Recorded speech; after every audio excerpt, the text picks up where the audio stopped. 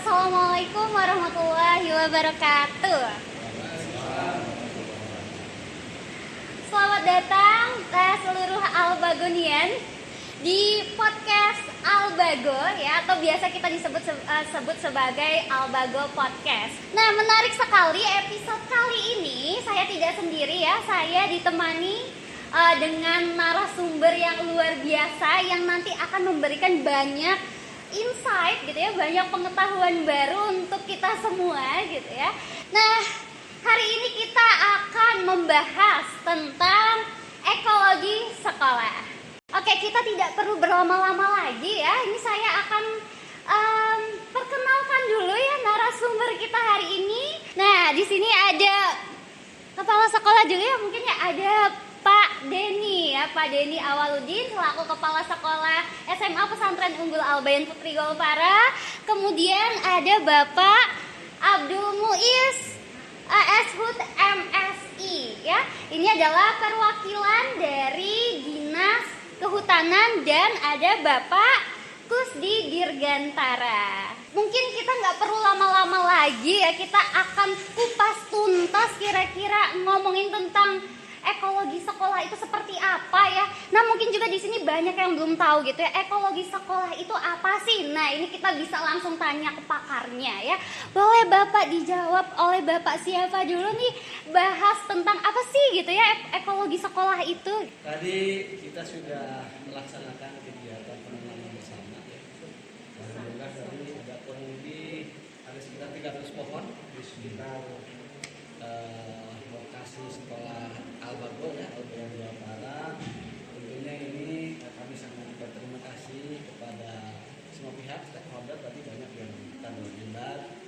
Ada di samping kami dari cabang dinas kehutanan wilayah 3, ada Albago juga, dan juga ada Al-Bayan yang lain ya, dari Sukabumi, dari Cibadak, dan tentunya dari aparat desa dan juga hadir, kemudian dari Serta juga tadi hadir ya. Jadi intinya apa yang kita laksanakan hari ini merupakan satu bagian kolaborasi bersama. Secara maknami sih kalau ekologi itu, kalau ekologi ada ekosistem ya. Kalau ada logi itu berarti biasanya ilmunya ya, gitu ya. Nah, jadi ilmu tentang ekosistem. Sedangkan ekosistem itu sendiri adalah proses hubungan timbal balik ya antara makhluk hidup dengan makhluk hidup beserta yang berkaitan dengannya, baik itu yang benda mati maupun benda lain.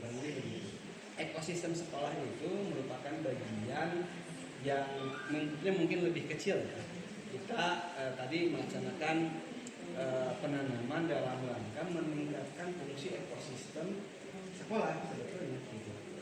Dari peran apa? Dari peran ditanamnya pohon-pohon tadi gitu. Jadi nanti mungkin bisa lebih lanjut ya, untuk apa itu pohon dan lain-lain, itu kembali ke ekosistem nanti ya.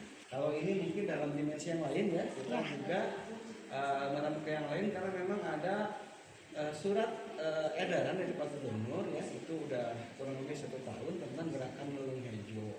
Saya mungkin terlalu panjang, silakan Bos. Terima kasih Pak Anies. Mungkin tambahan aja Bu ya. Iya. Jadi sebetulnya kalau kita tarik benang merahnya, sebetulnya bagaimana sebetulnya generasi kita kan yang isi ke depan ini ya, bahwa mereka itu ngeh dengan alam. Bagaimana mereka tidak hanya belajar tentang teori-teori yang sudah klasik di sekolah, tapi prakteknya bagaimana sih menjaga lingkungan.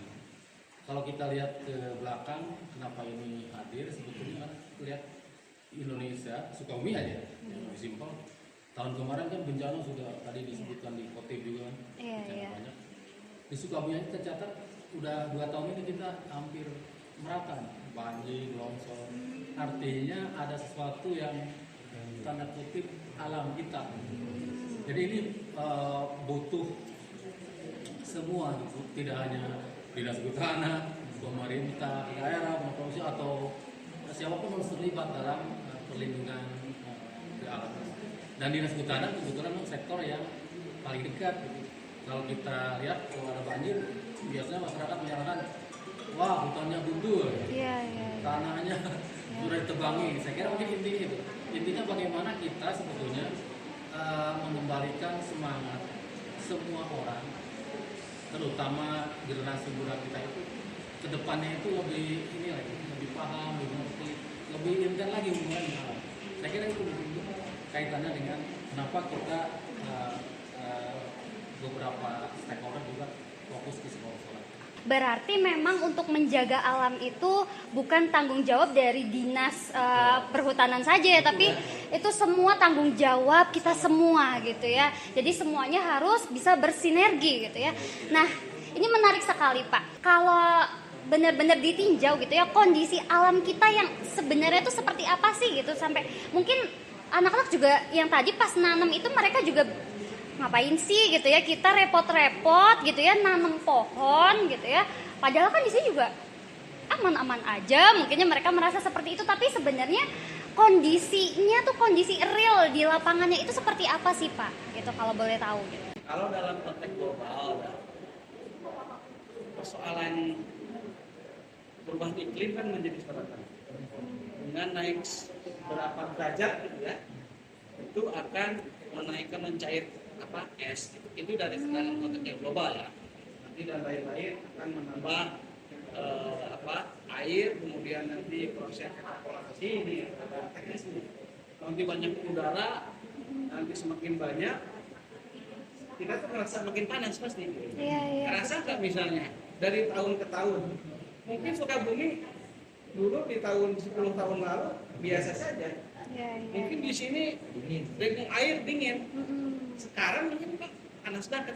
Iya, betul. Itulah gitu ya, yang dampak yang paling kecil yang kita rasakan. Yang kedua misalnya dalam konteks tertentu adalah dalam konteks biodiversity, dalam keanekaragaman hayati. Dulu mungkin kita dengan mudah mendapatkan satu jenis tertentu, contohnya pohon-pohon lah atau buah apel misalnya, kanaria lah, dulu di pasar banyak. Sekarang karena apa? Karena ada degradasi, ada proses yang memang secara tidak sengaja mungkin kita terlupakan gitu ya. Itu lambat laun akan punah. Nah, itu dua pokok itu. Jadi sebetulnya ada yang lebih, menurut saya mungkin itu yang lebih penting gitu ya dibandingkan dengan hanya itu. Orang kalau kurang makan masih bisa bertahan lah sebulan gitu ya, yang kuat. Mungkin tidak minum 3 hari, tidak napas, kuat berapa? Ya. Berapa lama enggak? Napas butuh apa? Butuh oksigen. Oksigen dari mana? Dari udara. Nah, Ya. udara itu dari mana? Dari pohon-pohon ya. Kurang lebih begitu. Di menyambung bahwa perubahan iklim kita lihat sekarang ada di cuaca tsunami. Dulu itu kalau April itu, Ya. April itu sebenarnya udah mulai buka Maret. Dan sekarang iklim, ya contoh itu hujan, Ya. cuaca lah, ada iklim dan cuaca itu beda.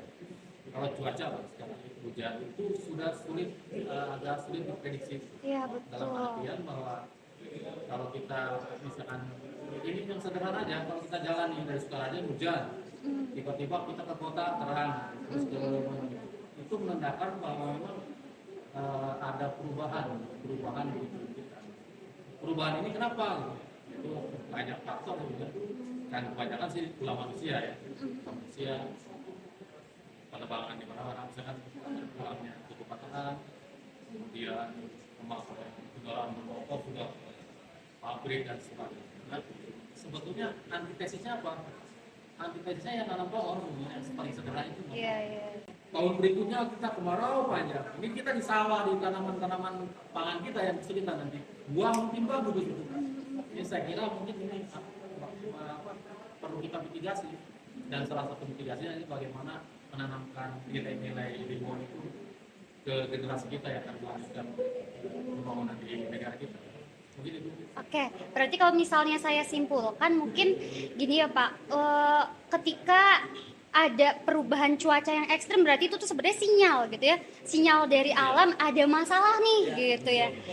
Ini sangat menarik ya, sangat menarik kalau kita bahas lebih dalam lagi ya. Tapi ini kayaknya kita agak refreshing dulu, melipir sedikit nih ngomongin tentang kegiatan penanaman pohon tadi ya. Kira-kira gimana sih Pak kesannya gitu Pak? Hari ini kita bekerja sama dengan Dinas Kehutanan Kabupaten Sukabumi bekerja sama.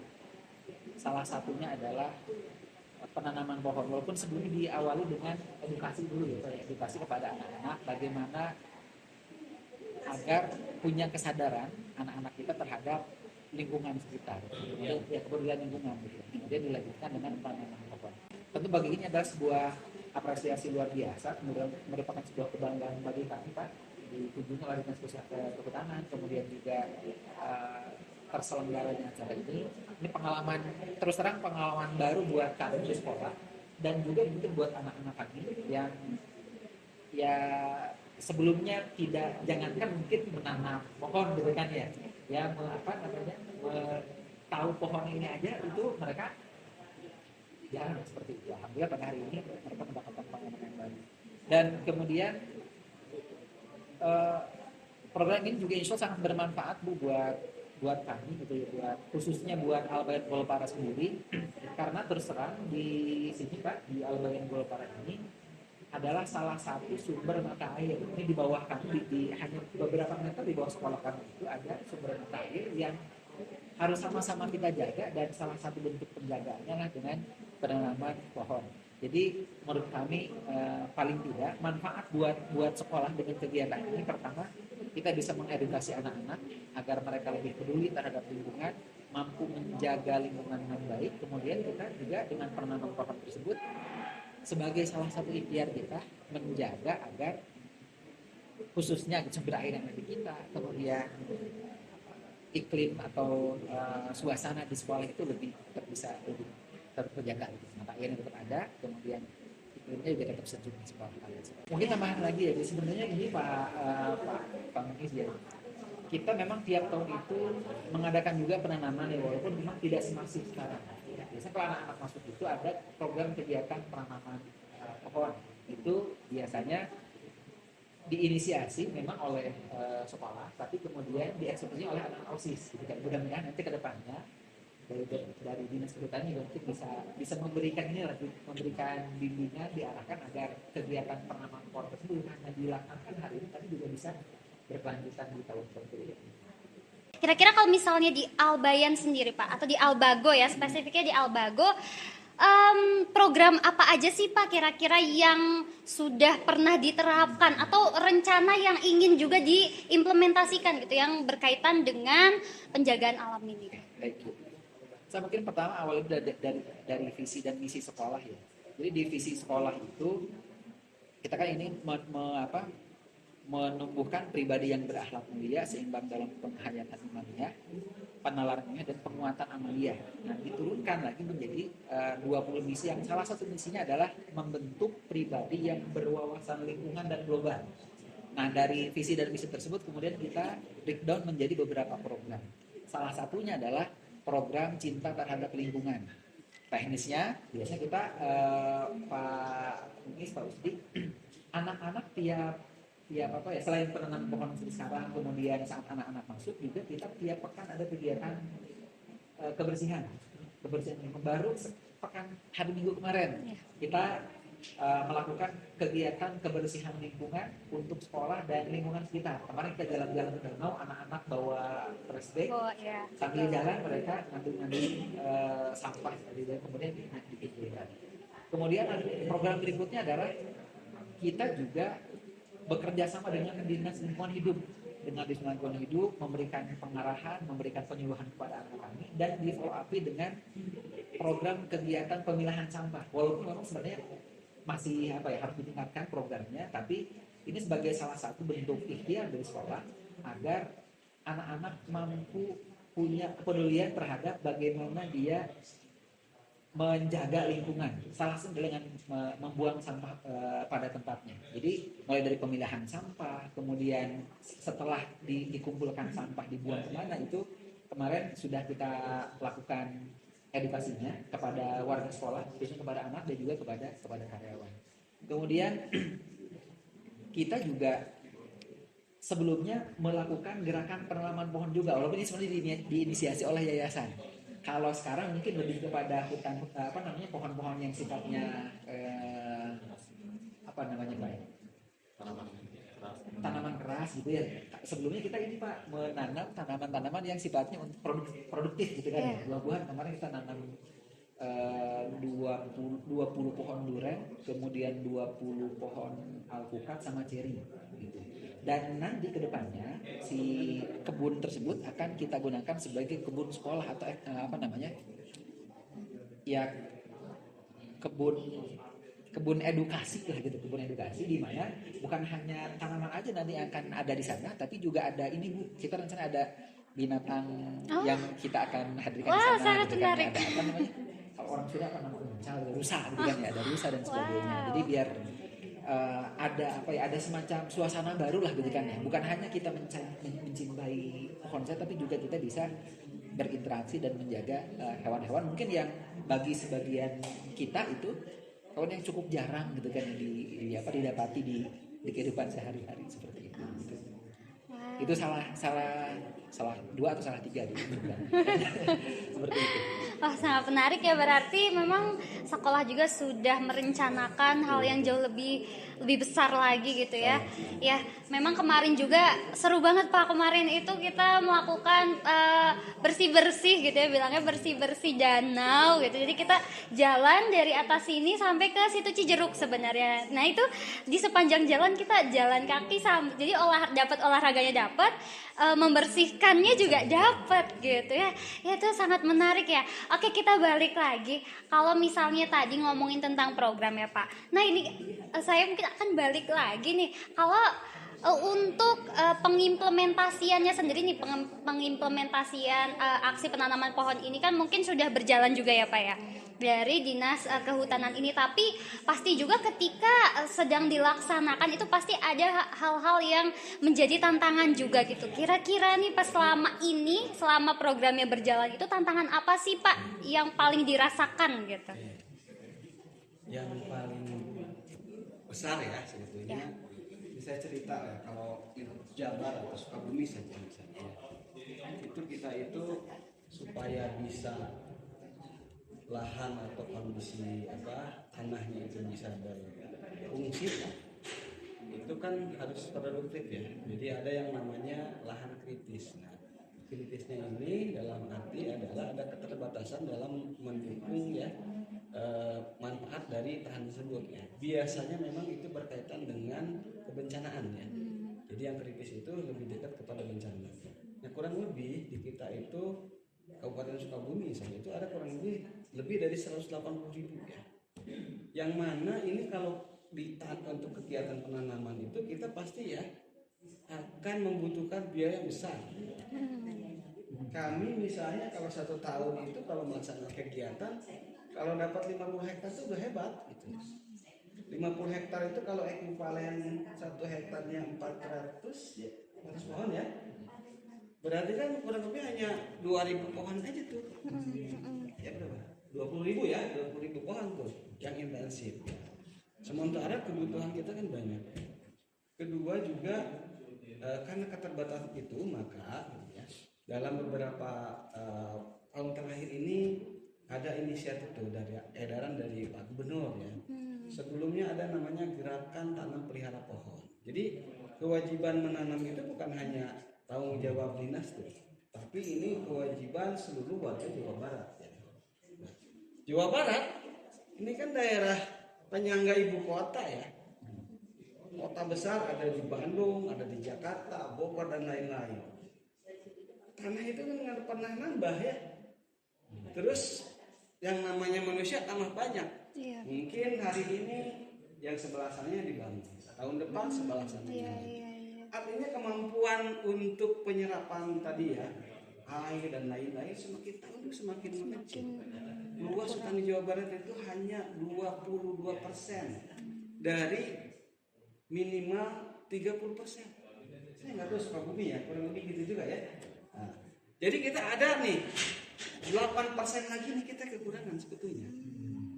Itu yang sifatnya berhutan, kawasan hutan. Ya. Belum lagi misalnya di kawasan hutan itu juga belum tentu ya secara lapangannya itu bervegetasi gitu. Jadi intinya gini, pertama adalah persoalan dalam hal anggaran lah kalau anggaran. Kok persoalan lain adalah tadi ada perkembangan sosial, ekonomi dan lain-lain ya, pertumbuhan penduduk, pertumbuhan wilayah dan lain-lain, tentu itu akan menekan terhadap kemampuan daya dukung dan ketersediaan lahan dalam menghasilkan atau menyerap air. Yang berikutnya juga sebetulnya ini nih masalah SDM ya. Masih banyak yang belum tahu nih manfaat apa namanya pohon, manfaat hutan. Orang kan nggak tahu tuh, demikian susahnya bagaimana ketika kita menebang misalnya 10 tahun ngambil apa gitu ya, untuk mencapai kondisi seperti itu kita butuh 10 tahun lagi loh gitu.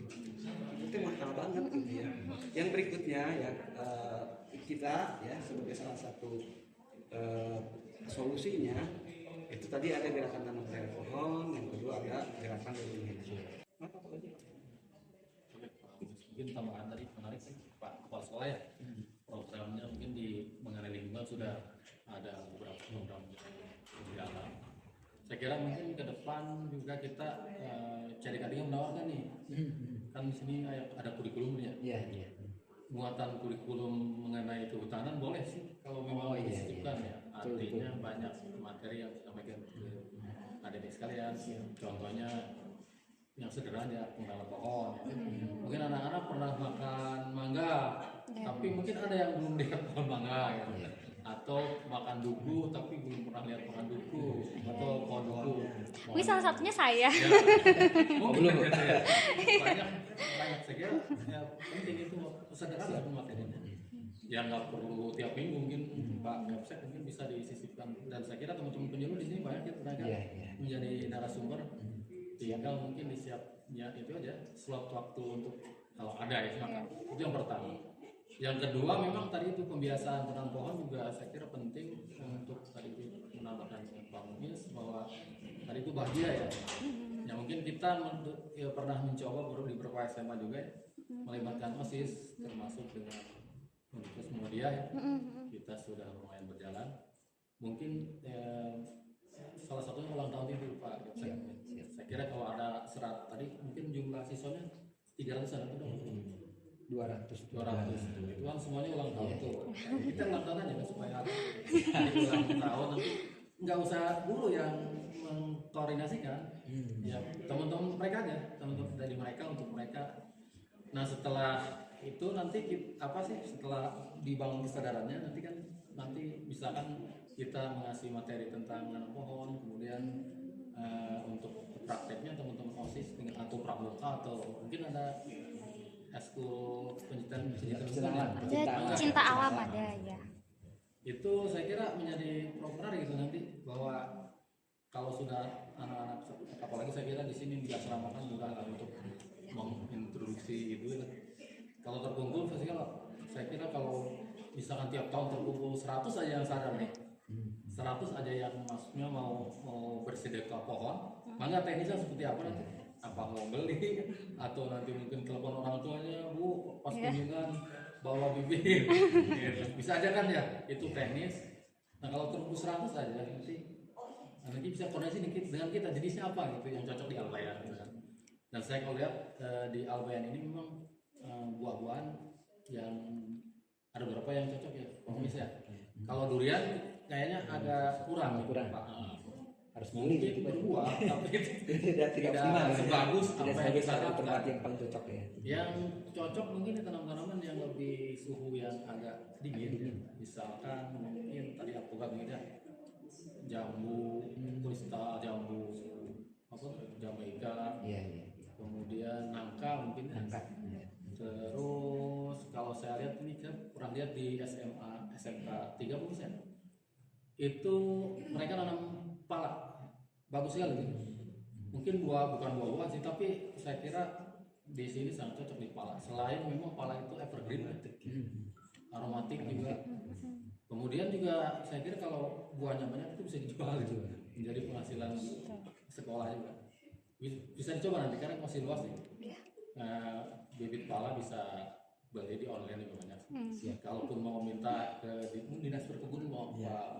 Kalau mau saya kira itu mungkin ke depan ini melibatkan anak-anak untuk kita siap itu untuk menjadi mengisi materi atau apa. Siap Pak.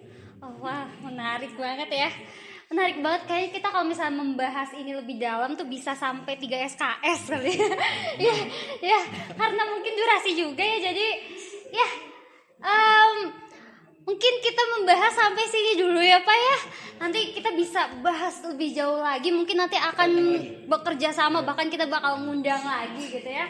Oke, ya sebagai penutup ya, kalau bisa saya ambil kesimpulan bahwa ternyata untuk menjaga lingkungan itu bukan tanggung jawab dari salah satu pihak saja gitu ya, tapi tanggung jawab kita semua. Dan seperti yang tertera di salah satu surah di Al-Quran gitu ya, surah Al-A'raf ayat 56, yang artinya bahwa dan janganlah kamu berbuat kerusakan di bumi setelah diciptakan dengan baik gitu. Oke, kalau gitu terima kasih banyak ya Bapak semuanya. Ya, saya tutup. Terima kasih. Wassalamualaikum warahmatullahi wabarakatuh. Waalaikumsalam.